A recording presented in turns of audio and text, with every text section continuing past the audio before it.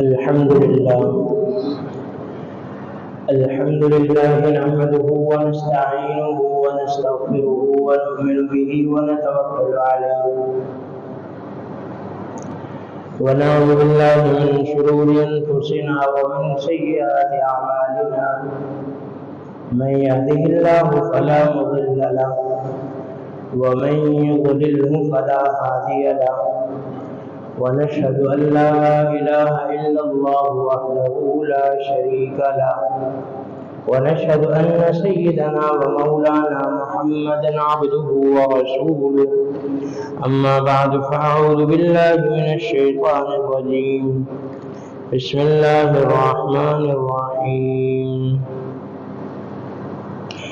ربنا وبعث فيهم رسولا منهم يتلو عليهم آياتك ويعلمهم الكتاب والحكمة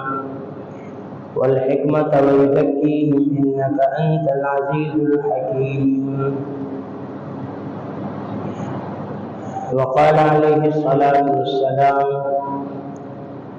أنا دعوة إبراهيم وبشارة عيسى عليه الصلاة والتسليمات أو كما قال صلى الله عليه وسلم. صدق الله مولانا العظيم وصدق رسوله النبي الكريم الأمين ونحن على ذلك لمن الشاهدين والشاكرين والحمد لله رب العالمين. اللهم صل على محمد النبي الأمي وعلى آله وسلم تسليما. اللهم صل على محمد كلما ذكره الذاكرون وكلما غفل عن ذكره الغافلون.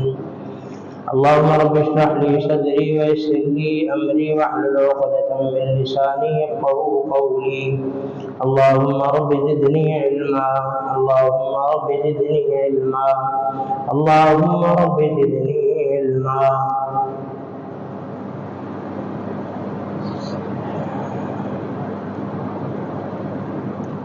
اللہ رب العزت نے سوالات کے قریب انبیاء دنیا میں مبعوث فرمائے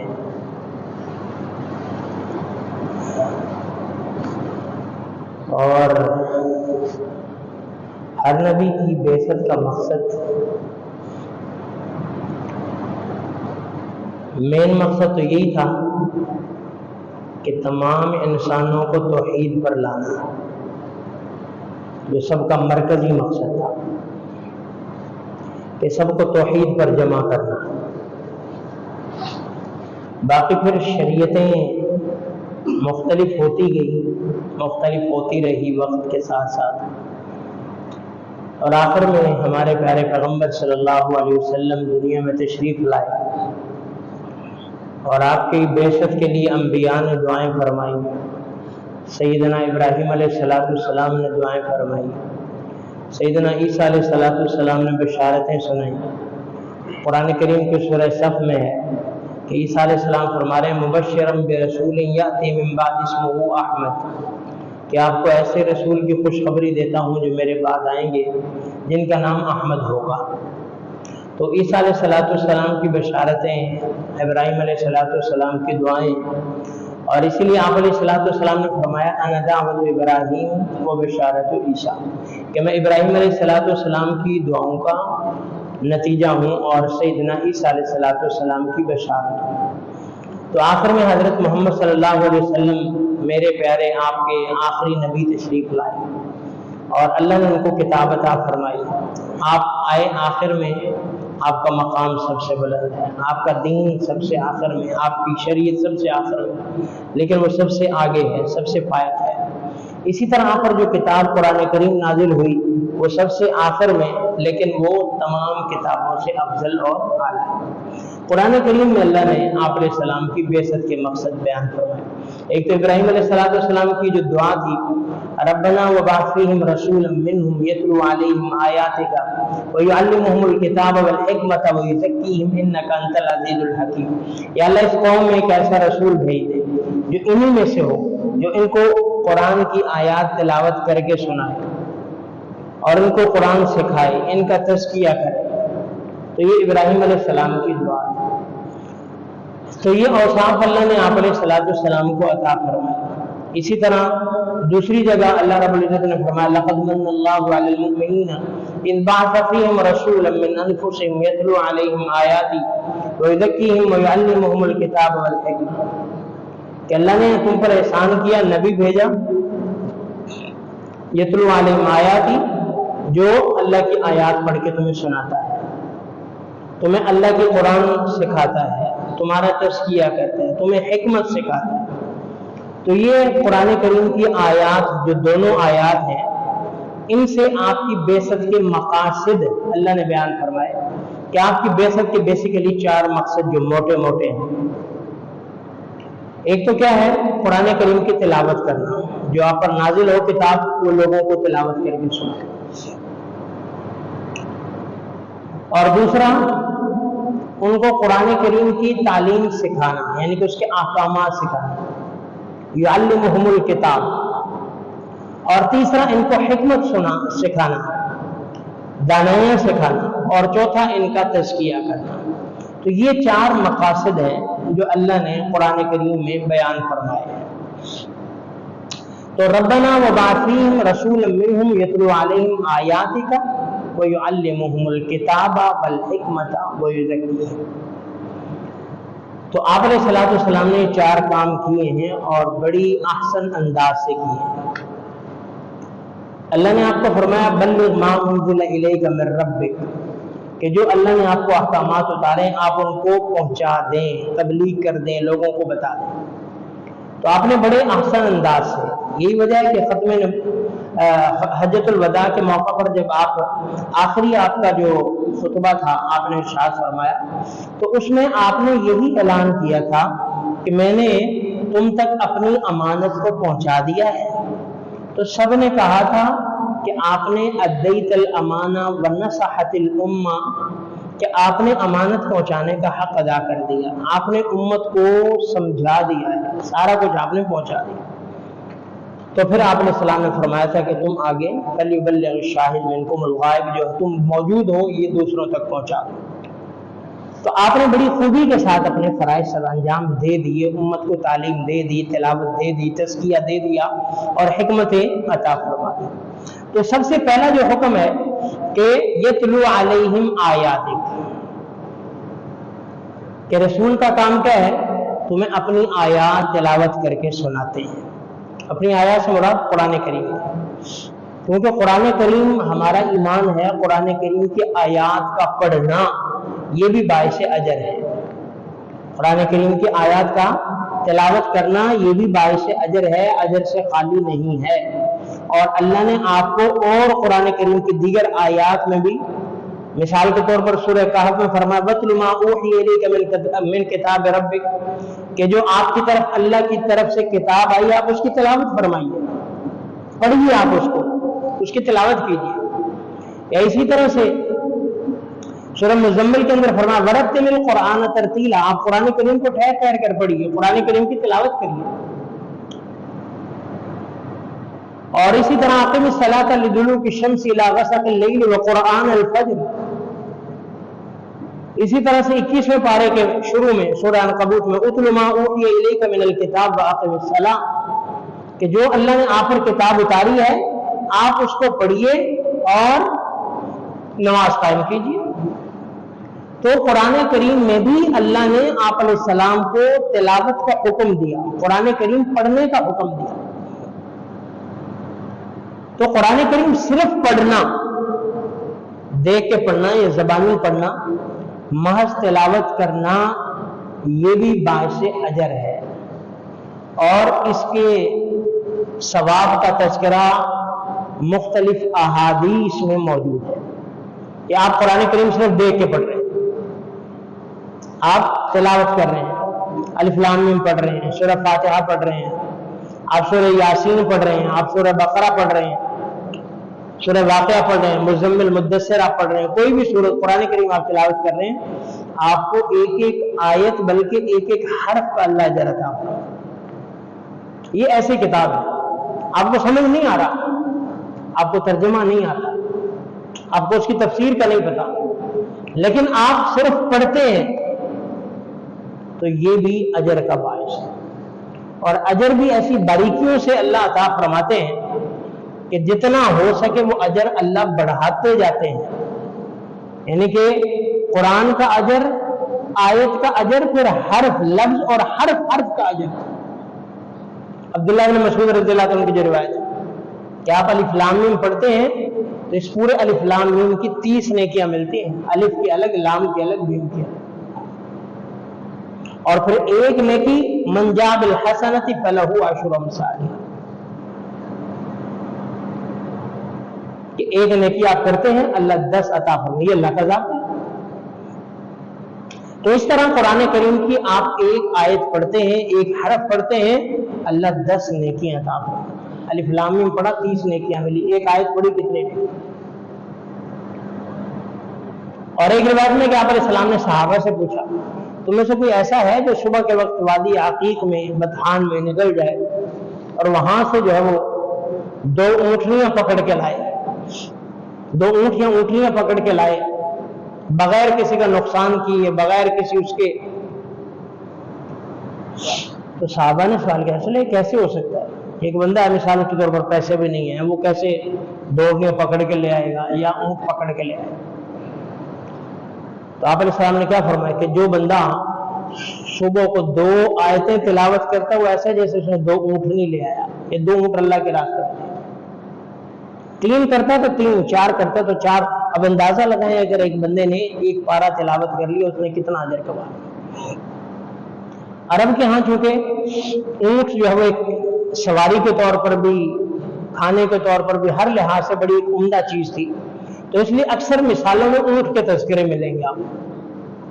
مثال کے طور پر آپ علیہ السلام نے سیدنا علی کرم اللہ تعالی وجہ الکریم سے فرمایا یا علی لو ان یهدی اللہ بک رجلا خیر لک من حمر النعم. اے علی اگر تیری وجہ سے کوئی ایک بندہ بھی ہدایت پر آ گیا، راہ راست پر آ گیا تو آپ کے لیے سرخ اونٹوں سے بہتر ہے. تو اونٹ کی چونکہ ان کے ہاں وہ تو ایک ریگستان کی سواری ہے تو اس لحاظ سے اس کی مثالیں دی کہ اتنا اجر ہے. تو کہنے کا مقصد کیا ہے کہ آپ ایک ایک حرف بھی پڑھتے ہیں تو وہ بھی ضائع نہیں جاتا، وہ بھی ضائع نہیں جاتا. آپ سمجھ کے پڑھیں، بلا سمجھ پڑھیں، وہ اجر سے خالی ہے. اور خاص کر پھر وہ جو صورتیں جن کے فضائل احادیث میں وارد ہوئے ان کے پھر الگ سے فضائل. مثال کے طور پر معوذتین جو ہیں وہ آخری صورتیں ہیں. آپ علیہ السلام نے فرمایا کہ جو پڑھے گا وہ جادو ٹونے ٹوٹکے سے محفوظ رہے گا. یہ سورہ بقرہ کے بارے میں فرمایا کہ اس کو سحر سے اللہ بچائیں گے. اب یہ جو صورتیں یہ پڑھے گا ان کے اپنے یہ فضائل بھی حاصل ہوں گے. آپ آخری قل اعوذ برب الفلق قل اعوذ برب الناس پڑھتے ہیں، حاسدین کے حسد سے بچتے ہیں، جادوگروں سے بچتے ہیں، جادو سے بچتے ہیں، ان ساری اللہ بلا سے اللہ آپ کو محفوظ رکھتا ہے. سورہ ملک ہے، فرمایا جو پڑھے گا اس کو عذاب قبر سے اللہ بچائیں گے. سورہ واقع ہے، جو پڑھے گا اللہ اس کو فاقے سے بچائیں گے، فقر سے بچائیں گے. تو یہ پڑھنے کا ثواب الگ ہے اور ساتھ میں ایکسٹرا چیزیں الگ سے ہیں. تو قرآن کریم سراپا برکت کی برکت. ہاں لیکن یہ ہے کہ پڑھے صحیح، پڑھے صحیح. یہ نہیں کہ پڑھا ہے تو پڑھا ہوا ہے. عام طور پہ گھروں میں پڑھے ہوتے ہیں، کسی کو پرواہ نہیں ہوتی اور محفوظ کر کے رکھا ہوا ہے لیکن پڑھا کبھی نہیں، پڑھا کبھی نہیں، تلاوت کبھی نہیں کی. تو اس لیے قرآن کریم کی تلاوت کرنا، عبادت سمجھ کے کرنا، ثواب سمجھ کے کرنا، زیادہ سے زیادہ جتنی ہو سکے توفیق اتنا کرنا. اور جو بندہ خود تلاوت کرتا ہے وہ کسی کے کیے ہوئے کا وہ اثر نہیں ہے، جو خود اپنے کیے. اصالہ ثواب کی غرض سے بھی آپ کر سکتے ہیں. آپ قرآن کریم کی تلاوت کرتے ہیں کہ یا اللہ اس کے صدقے سے میرے والدین کی مغفرت فرما، اس کا ثواب میرے والدین کو پہنچا، میرا عزا اقارب کو پہنچا، مسلمانوں کو پہنچا. اب یہ اصالہ ثواب کی غرض سے آپ قرآن کریم تلاوت کر رہے ہیں، آپ کو اجر بھی مل رہا ہے اور ثواب ان کو بھی پہنچ رہا ہے، ان کو بھی اجر پہنچ رہا ہے. تو اس لیے یتلو علیہم آیاتی کہ رسول کی ایک ذمہ داری ہے قرآن کریم کی تلاوت. اور آپ کی تلاوت کا یہ اثر تھا کہ مشرکین آپ کے قرآن کو چھپ چھپ کر کے سنتے تھے. مشرکین جو سردار تھے باوجود ہے کہ اسلام کے مخالف تھے، لیکن آپ علیہ السلام جو قرآن کی تلاوت فرماتے تھے وہ چھپ چھپ کر کے قرآن کریم سنتے تھے، اور جو ایک دفعہ سنتا تھا وہ قسمیں اٹھا کر کے کہتا تھا نہ یہ شاعر کا شعر ہے، نہ یہ جادو ہے، یہ تو کوئی اور ہی کلام ہے، اس کلام کی تاثیر۔ لیکن بات پھر وہ یہ کہ ہم تلاوت کریں صحیح، قرآن کریم کو پڑھیں صحیح، جو کہ تقریباً ہم نے چھوڑ دیا، تقریباً شاید ہی کوئی بندہ ہوگا جو ڈیلی بیسس پہ ایک آدھ پارہ پڑھتا ہو، یا کوئی شاید، یہ ہماری کوتاہی ہے، ہماری غفلت ہے۔ ہاں یہ ٹرینڈ چلتا جا رہا ہے کہ 2-4 حافظوں کو بلا لیا، قرآن پڑھوا لیا اور ایصال ثواب کروا لیا اور بات ختم کروا دی۔ یہ تو شریعت میں کہیں ثابت نہیں ہے۔ آپ نے اپنے ابا کو ایصال ثواب کرنا، خود پڑھ کے ثواب پہنچائے، کوئی کیوں ہمارے باپ کو پہنچائے گا ثواب؟ کوئی کیوں ہمارے لیے قرآن پڑھے گا؟ تو یہ جو ہے نا کہ کسی کو بلوا لیا، گھر میں بلا لیا، قرآن پڑھوا لیا، جی ایصال ثواب کرا لیا، قرآن خوانی کروا لی، فلاں کروا لیا، یہ قرآن خوانیوں کے لیے نہیں ہے قرآن، یہ قرآن خود پڑھنے کے لیے، یہ نہیں کرائے پہ پڑھوا کے بات پیسے دے کے قرآن پڑھوا لیا، کھانے کھلا کے قرآن پڑھوا لیا۔ قرآن خود پڑھے، کم پڑھ لیں لیکن خود پڑھیں۔ تو اس لیے قرآن کریم پڑھنا، یتلو علیہم آیات، اور قرآن کریم پڑھنا بھی آخرت میں منزلیں اور درجات کی بلندی کا سبب ہوگا۔ جیسے کہ ایک روایت مشکوٰۃ شریف کی روایت ہے کہ قیامت کے دن صاحب قرآن سے کہا جائے گا قرآن کریم پڑھتا جا اور جنت کے درجات چڑھتا جا، جہاں تیرا آخری جو وہ آیت ہوگی، جہاں تیری وہ تیرا آخری مقام ہوگا۔ یقول لصاحب القرآن اقرأ ورتقی ورتل کما کنت ترتل فی الدنیا فإن منزلک عند آخری آیت تقرأها۔ یہ جیسے دنیا میں پڑھتا تھا، دنیا میں قرآن کریم پڑھتا تھا، یہاں بھی پڑھتا جا اور جنت کے درجات چڑھتا جا، جہاں آخری آیت ہوگی تیرا آخری مقام ہے۔ تو اگر دنیا میں پڑھا ہوگا، دنیا میں عادت بنائی ہوگی تو وہاں پہ بلا جھجک پڑھے گا، اور اگر دنیا میں کبھی قرآن کھولا ہی نہیں ہے، قرآن کو صرف استعمال کے لیے رکھا، وہ پڑھنے کے لیے نہیں، قرآنی قسمیں، قرآن سر پہ اٹھانا، قرآن گواہیوں میں پیش کرنا، قرآن جو ہے بچیوں کے سر پہ رکھنا، عجیب عجیب لوگوں میں، یعنی کہ جس مقصد کے لیے ایک چیز آئی ہے اس میں نہیں استعمال کرنا، اس کے لیے استعمال نہیں کرنا، باقی ہر چیز کے لیے کرنا۔ قرآن کے لیے ہم جو ہے وہ سچا ثابت کرنے کے لیے قرآن کا استعمال، گواہیوں کے لیے قرآن کا استعمال، تعویذ کے لیے قرآن کا استعمال، اور جو قرآن کا استعمال، لیکن کھول کے نہیں دیکھتے۔ تو اصل چیز یہ پڑھنے کے لیے ہے، باقی چیزیں تو چلو ثانوی ہیں، اصل چیز کیا ہے؟ اس کی قرأت کرنا، اس کو پڑھنا۔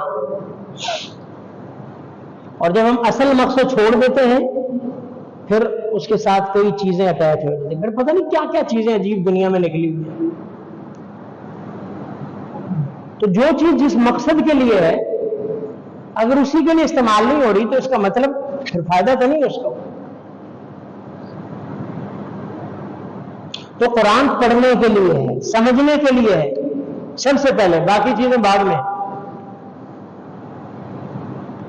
تو گھر میں قرآن رکھا ہوا ہے تو اس کو کھول کر پڑھنا چاہیے، اس کی تلاوت کریں، بچوں کو عادت بنائیں، گھر والوں کو عادت بنائیں، نماز کی جگہ گھر میں رکھیں، وہاں قرآن رکھیں تاکہ نماز کے بعد قرآن کی تلاوت ہو جائے، قرآن سے برکتیں آئیں۔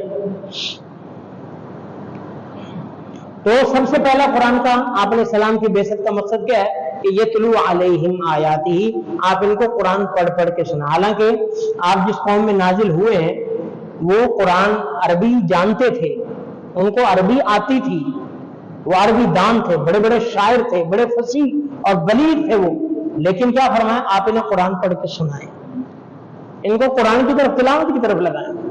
ہمیں تو قرآن آتا بھی نہیں ہے نا، ہمیں تو نہ عربی کا پتہ ہے، نہ قرآن کا پتہ ہے، نہ گرامر کا پتہ ہے، نہ کسی اور چیز کا پتہ ہے، ہمیں تو کچھ بھی نہیں پتا، اس کے باوجود ہم کوشش بھی نہیں کرتے۔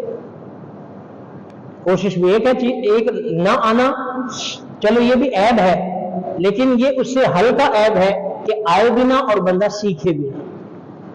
ہاں نہیں آتا سیکھ رہے تو یہ بہت بڑا کمال ہے. قرآن چلو جب تک نہیں سیکھا کوئی بات نہیں، غفلت ہو گئی، کوتاہی ہوگی، لیکن اب میں قرآن سیکھوں گا. تو اس کی کوشش کریں قرآن کریم سیکھیں. آج کل تو اتنی آسانی ہے، جب موبائل سے ہر چیز ہم نکال سکتے ہیں تو قرآن کی تلاوت بھی ہم نکال سکتے ہیں، قرآن کی تجوید بھی نکال سکتے ہیں، قرآن پڑھنے کا طریقہ بھی نکال سکتے ہیں. اب نکالیں، سارا کچھ موبائل پہ آ جاتا ہے. اگر آپ کے پاس ٹائم نہیں ہے کہ کسی سے قرآن سیکھوں، ہونا تو یہ چاہیے کسی سے سیکھیں، استاد کے بغیر تو دم کٹی ہوتی ہے چیز. تو اگر بالفرض نہیں ہے تو گوگل کو، یوٹیوب کو استاد بنا کے اسی سے سیکھیں. پڑھنا تجوید یہ تو اتنا آسان ہو گیا. اگر اب بھی کوئی نہیں پڑھے تو پھر اللہ کی طرف سے یہ کہہ لیں کہ مہر ہے. تو بار کے سب سے پہلے یہ تلو علیہم آیات کہ آپ ان کو قرآن کریم پڑھنا سکھائیں، ان کو بتلائیں. اور آپ علیہ السلام نے بتلایا، انہوں نے پڑھا، اور پھر کیسا پڑھا؟ ایک ایک رات میں قرآن بھی مکمل کیے. سیدنا عثمان غنی رضی اللہ عنہ کے بعد ایسا قرآن سے شغف تھا، وہ کہتے تھے میری چاہت یہی ہے کہ ایک تو پیسہ اللہ کے راستے میں خرچ کرتا رہوں، قرآن کی تلاوت کرتا رہوں، بس میری چاہت یہی ہے. وہ پھر ایسے قرآن کے قاری بنے، ابی بن کعب جیسے، عثمان بن عفان جیسے، عبداللہ بن مسعود جیسے. تو یہ پھر ایسے قرآن کریم کے قاری اور پڑھنے والے بنے. تو سب سے پہلے بہرحال اللہ کے قرآن کی تلاوت ہے. اور پھر ایک روایت کے اندر تو یہ بھی آتا ہے اپنے گھروں کو قبرستان نہ بناؤ، ان میں قرآن کریم کی تلاوت کیا کرو. اب گھروں میں پہلے ہی جو حالات ہمارے سامنے ہیں، جو ہمارے حالات ہیں وہ ہمارے سامنے ہیں. اسکول کی تعلیم سے تو یہ امید نہیں ہے کہ آپ کے گھروں میں خیر و برکت آئے گی، بالکل امید نہیں ہے. اگر وہاں قرآن بھی چھوڑ دیا جائے تو پھر تو، اور اسکول والے جو ٹریننگ دے رہے ہیں اس سے بھی کوئی امید نہیں ہے کہ وہ کوئی گھر میں کوئی برکت والا کام کریں گے. یہ تو امیدیں چھوڑ دیں آپ. اگر قرآن بھی گیا تو سمجھو گئے. تو قبرستان گھر تو پہلے ہی بنے ہوئے ہیں، اور آپ کے گھروں کو قبرستان بنانے کے لیے سارے تلے ہوئے ہیں. یہ بھی یاد رکھنا، سارے تلے ہوئے ہیں کہ کسی طرح سے یہ نکالو، جو ان کو کنسپٹ ہے نا ان کے برکت شرکت والے ختم کرو. یہ پہلے جو سکون اللہ نے دیا تھا اب وہ جو ہے وہ نکالے جا رہے ہیں. تو اگر قرآن بھی نہیں ہے تو سمجھو پھر تو گیا معاملہ. تو اس لیے گھر میں خیر و برکت کے لیے، امن کے لیے، سکون کے لیے، گھر میں چین سکون، اس کے لیے قرآن کی تلاوت ہے اور قرآن خود پڑھنا. دوسرا مقصد تعلیم ہے، وَيُعَلِّمُهُمُ الْكِتَابَ. ان کو قرآن پھر اس کی ڈیٹیل بھی سکھائیں، احکامات بھی سکھائیں. اب بات پھر وہی ہے کہ وہ جانتے تھے عربی سارا کچھ، لیکن پیارے پیغمبر نے ان کو سکھایا کہ یہاں احکامات کیا ہیں، مقصد کیا ہے، مطلب کیا ہے، اس آیت میں کیا حکم دیا گیا ہے، کس کے لیے حکم ہے، وہ سارا پیارے پیغمبر نے ان کو سکھایا. یعلمہم الکتاب. قرآن ہمیں سیکھنے کی بھی ضرورت ہے. جس شوق سے ہم باقی دنیاوی علوم سیکھتے ہیں اسی شوق سے ہمیں قرآن سیکھنے کی ضرورت ہے. جس محنت سے جتنا ٹائم ہم اس کو دیتے ہیں، ہونا تو یہ چاہیے قرآن کو ٹائم زیادہ دیں، باقی علوم کو کم دیں، لیکن کم از کم اتنا ٹائم تو ہم دیں جتنا باقی علوم کو، باقی چیزوں پر فوکس ہے، قرآن کریم پر بھی اتنا فوکس ہے. یہ ہماری قابل فخر کتاب ہے. ایسے تھوڑا ہے، ہم اس میں فخر کرتے ہیں کہ ہمارا قرآن ہے، لیکن ٹائم نہیں دیتے، سیکھتے نہیں، ہمیں توفیق نہیں ہوتی کہ اس کو سمجھ لیں. بات پھر وہی آ جاتی ہے کہ باقی مقاصد کے لیے اس کو استعمال کر لیتے ہیں، جو وہ چیخ کے کہہ رہے ہیں مجھے پڑھو مجھے سمجھو، وہ نہیں ہم کرتے. اور جب تک جو چیز جس مقصد کے لیے ہوگی اس مقصد کے لیے استعمال نہ کیا جائے تو اس کا فائدہ ہی کوئی نہیں، اس کا فائدہ ہی کوئی نہیں ہے. تو اس لیے اس کو قرآن کریم کو سیکھنا، ترجمے سے سیکھیں، کسی سے سیکھیں. یہ ضروری ہے کہ کسی ماہر سے سیکھا جائے. اگر آپ خود بھی اسٹڈی کرتے ہیں آپ کسی سے رہنمائی ضرور لیں، خود سے استاد نہ بنے. یہ جو کہا جاتا ہے نا جی مولوی تو منع کرتے ہیں قرآن سمجھنے سے، کوئی منع نہیں کرتا. مولوی یہ کہتے ہیں کہ استاد سے پڑھو، کیونکہ اس قرآن کی تعلیم یہی ہے. آپ علیہ السلام پر نازل ہوا تو اللہ نے کیا فرمایا؟ تم نے پڑھنا ہے، تم نے انہیں سکھانا ہے، تم نے انہیں سمجھانا ہے، تم نے ان کا تزکیہ کرنا ہے. آپ علیہ السلام کو قرآن دے کے اللہ نے ہدایت دی کہ آپ سے آپ نے مفسر نہیں بن جانا، وگرنہ ان سے زیادہ، ہم سے زیادہ 1000 گنے زیادہ بلیغ فصیح تھے وہ. تو اس لیے پڑھیں، سمجھیں. یہ قرآن کا حق ہے کہ اس کو پڑھا جائے، سمجھا جائے، لیکن کسی استاد سے پڑھا جائے. ہاں ویسے آپ ترجمہ سیکھیں جس طرح سارا کچھ کریں، لیکن کہ ایسے مسائل آتے ہیں وہ استاد سے سیکھیں. خود اجتہاد نہ کریں، عقل کے گھوڑے جو ہے وہ نہ دوڑائیں، وہ کسی ماہر سے، کسی پڑھے ہوئے سے جس نے قرآن سیکھا ہوا ہے اس سے جا کے سیکھیں. اور کسی بھی فن کا تقاضا یہی ہے، صرف قرآن کے ساتھ نہیں، دنیاوی علوم بھی ان کا بھی یہ تقاضا ہے کہ آپ صرف بک ریڈنگ سے جو ہے وہ میڈیکل یا ڈاکٹر جو نہیں بنتے، بک ریڈنگ سے آپ جو ہے لائر نہیں بنتے، بک ریڈنگ سے جو ہے وہ آپ انجینئر نہیں بنتے. آپ کو اس کے اسپیشلسٹ ایکسپرٹ کے پاس جانا ہوگا. اگر آپ نہیں جاتے تو آپ پھر بندے مار بنیں گے، عمارتیں گرانے والے بنیں گے، اور جو ہے وہ غلط کام تو ہوں گے، صحیح نہیں. تو یہ کسی بھی فن کا تقاضا ہے کہ اس فن کے اسپیشلسٹ سے اس کو سیکھا جائے، ایک نسبت اپنی جوڑی جائے، ایک چین بنائی جائے، ایک ٹریل ہوتی ہے ہر چیز کی کہ میرا فلاں سے لنک ہے، میں نے فلاں سے پڑھا، اس نے فلاں سے پڑھا ہے، ایک تسلسل ہوتا ہے. تو قرآن کا بھی یہی ہے، آپ پڑھیں سمجھے، جہاں تک آپ کو سمجھ آتا ہے سمجھے، لیکن جہاں نہیں سمجھ آ رہا پڑھے ہوئے سے رہنمائی لیں، اجتہاد خود نہ کریں. تو یعلمہم الکتاب والحکمہ، اللہ دانائیاں سکھاتا ہے. قرآن کریم میں جو دانائیاں ہیں، اللہ کی آیات ہیں، یہ جو ساری چیزیں ہیں یہ حکمتیں، قرآن کے اندر ہے حکمتیں ہیں، دانائیاں ہیں. یؤتی الحکمۃ من یشاء ومن یؤت الحکمۃ فقد اوتی خیرا کثیرا، اللہ جسے چاہتا ہے اپنی حکمتیں عطا فرماتے ہیں، اور جس کو حکمت عطا کی گئی اس کو بہت سی خیریں عطا فرمائی. تو دانائیاں اور حکمتیں، اور اس کے ساتھ چوتھی چیز تزکیہ نفس. آپ نے ان کو قرآن پڑھنا سکھانا ہے، قرآن کے علوم سکھانے ہیں، ان کو حکمت سکھانی ہے، اور ان کو ان کا تزکیہ بھی کرنا ہے، ان کو پیوریفائی کرنا ہے، ان کا اندر پاک کرنا ہے، باطن پاک کرنا ہے. باطن میں ہمارے کیا ہے؟ باطن میں ہمارے سب سے پہلے جو اس وقت تھا وہ کافر کو چونکہ مخاطب تھے تو ان کے باطن میں کفر تھا، تو فرمایا قرآن کے ذریعے ان کا کفر صاف کرو، اور قرآن کے ذریعے سے کفر صاف ہوا. قرآن کے ذریعے سے کتنے واقعات ہمیں ملتے ہیں کہ قرآن کی آیت کان میں پڑھی، اللہ نے ایمان کی توفیق عطا فرمائی، تزکیہ ہوا کہ اندر سے قرآن کی آیت اندر گئی، اندر سے کفر نکلا. یزکیہم، ان کا تزکیہ ہے. سیدنا فاروق اعظم کا لے لیں، قرآن کریم کی آیت ہی تو سنی تھی نا، طٰہٰ مَا أَنزَلْنَا عَلَيْكَ الْقُرْآنَ لِتَشْقَىٰ إِلَّا تَذْكِرَةً لِمَن يَخْشَىٰ، قرآن کی آیت سنی تھی، اللہ نے ایمان کی توفیق دی.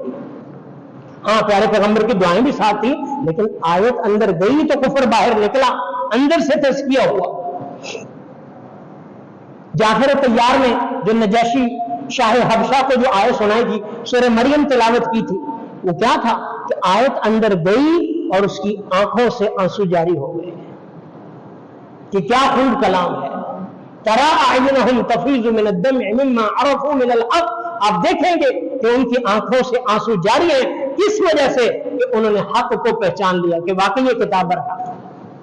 تو یزکیہم، ان کو پیوریفائی کریں، ان کا تزکیہ کریں، ان کی تطہیر کریں، ان کے اندر کا گند اور غلاظت ان کی صاف کر دیں. اور سب سے بڑی غلاظت وہ کیا ہے؟ کفر ہے. سب سے بڑی غلاظت کفر اور شرک ہے، اس کے بعد بڑی غلاظت بدعمالیاں ہیں. تو ایک تو کفر نکالیں، اگر ایمان والے ہیں تو ان کے اندر کی دیگر بیماریاں نکالیں، اور وہ کیا ہے؟ اندر حسد ہے، کینہ ہے، بغض ہے، دشمنی ہے، عداوت ہے، چغلی ہے، غیبت ہے، ایک دوسرے کے بارے میں نفرتیں ہیں، منافقت ہے. یہ ساری کی ساری چیزیں جنہوں نے اندر کو گندا کیا ہوا ہے، آپ ان کو صاف کریں، یزکیہم، ان کا تزکیہ کریں. اور اگر یہ صاف ہو گیا تو سمجھے ہر چیز ہی صاف. باطن صاف ہو گیا تو سمجھے سارا کچھ صاف. کیونکہ باطن صاف ہوگا تو ظاہر سے نظر بھی آئے گا، ظاہر سے نظر بھی. یہ ایسا نہیں ہو سکتا کہ بندے کو اندر پاک ہو اور باہر نظر نہ آئے، ایسا نہیں ہو سکتا. یہ کہتے ہیں پردہ دل کا ہونا چاہیے، فلاں چیز دل کی ہونی چاہیے. اگر دل میں ہوگی تو آپ کو اوپر نظر آئے گی، اندر نظر آئے گی. ایسا نہیں ہے ساری چیزیں دل میں ہو. دل میں اگر حیا ہوگی تو آنکھوں سے نظر آئے گی. ایسا نہیں ہے کہ حیا دل میں ہونی چاہیے اور آنکھیں کسی ماں بہن بیٹی کو دیکھ رہی ہو، ایسا نہیں. اندر بھی حیا نہیں ہے. اگر آپ کے اندر حیا ہوتی تو آپ کا آنکھیں آپ کی جھک جاتی، کسی کی ماں بہن بیٹی پہ نہ پڑتی کبھی. ایک صحابی نماز پڑھ رہے تھے، اور نماز کے دوران ہاتھ کبھی دائیں چلا گیا کبھی بائیں چلا گیا، تو آپ علیہ الصلوۃ والسلام نے کیا فرمایا کہ اگر اس کے دل میں خشوع ہوتا تو اس کے اعضاء کے اندر بھی خشوع ہوتا. اگر دل میں خشوع ہوتا تو اعضاء میں بھی خشوع ہوتا. تو اگر کوئی چیز آپ کے اندر ہے تو وہ آپ کے اعضاء سے نظر آئے گی. آپ کے اندر اگر دین کا جذبہ ہے، آپ کے اندر اگر حیا ہے، اگر آپ کے اندر امانت داری ہے تو وہ آپ کے اعضاء سے نظر آئے گی. اگر آپ کے اندر امانت داری ہے تو آپ کا ہاتھ رشوت میں نہیں جائے گا.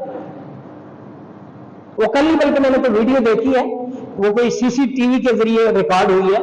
تو وہ کوئی بندہ سرکاری کام کروانے کے لیے آیا کسی پولیس آفیسر کے پاس.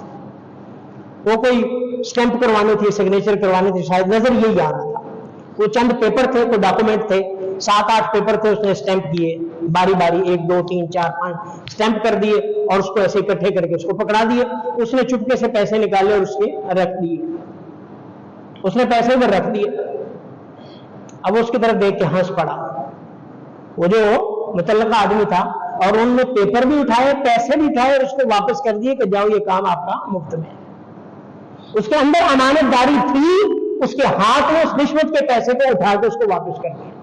اگر اندر امانت داری نہ ہوتی، آپ آئے روز وہ بھی ویڈیو دیکھتے ہیں کہ کونے میں لے جا کے پیسے لیتے ہیں، جیب میں ڈالتے ہیں، چل جاؤ، وہ بھی آپ نے دیکھا. اگر اندر رشوت خوری ہے تو باہر ہاتھ میں نظر آئے گی. اندر امانت داری ہے وہ بھی ہاتھ میں نظر آئے گی. اندر حیا ہے وہ بھی نظر آئے گا. اندر دین ہے تو آپ کے جسم پہ بھی نظر آئے گا، اگر نہیں ہے تو نہیں نظر آئے گا. یہ نہیں ہے جی نمازیں دل کی، روزے دل کے، زکات دل کی، حیا دل کی، تقوی دل کا. میرے اندر کو آپ کیا جانتے ہیں؟ آپ کے اندر کو آپ کے ظاہر سے جانیں گے.